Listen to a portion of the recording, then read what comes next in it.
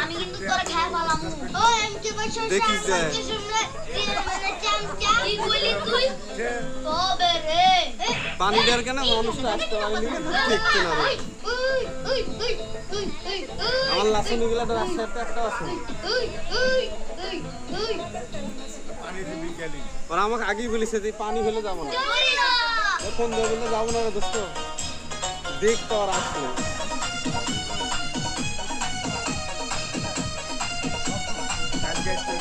কালকে তো বলবোই বলে চলে আয়